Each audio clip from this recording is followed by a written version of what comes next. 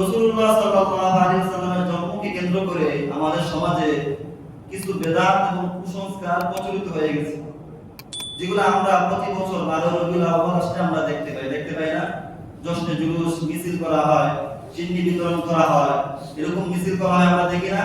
মিলাদুন নবী সাল্লাল্লাহু আলাইহি ওয়াসাল্লামের উপলক্ষে। আসলে কি ইসলামে এই মিলাদুন নবী সাল্লাল্লাহু আলাইহি ওয়াসাল্লামকে কেন্দ্র করে মিছিল করা, চিন্নি বিতরণ করা, এগুলো কি আসলে ছিল কিনা সেটা যদি আমরা একটু দেখি, ইতিহাসের দিকে যদি আমরা একটু তাকাই যে আসলে মিলাদুন নবী কিভাবে পালন করা, এটা কোথা থেকে এসেছে, তাহলে আমরা ইতিহাস দেখব যে রাসূলুল্লাহ সাল্লাল্লাহু আলাইহি ওয়াসাল্লাম এই দুনিয়া থেকে চলে যাওয়ার প্রায় 600 বছর পর্যন্ত, কয়শো বছর?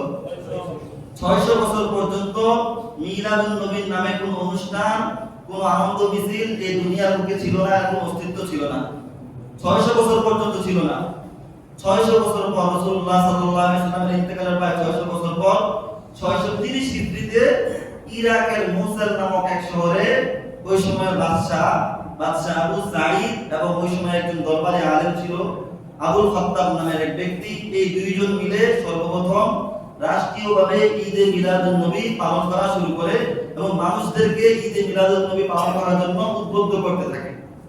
তাহলে এই ঈদে মিলাদুন নবীর অস্তিত্ব 600 বছর আগে ছিল? সাহাবায়ে কেরামের জমানায় ছিল? তাবিঈনদের জমানায় অস্তিত্ব ছিল? সালফে সালিহিনদের জমানায় এর অস্তিত্ব ছিল না। 600 বছর পর 630 হিজরিতে এই ঈদে মিলাদুন নবীর অস্তিত্ব এই দুনিয়ার মধ্যে আসে।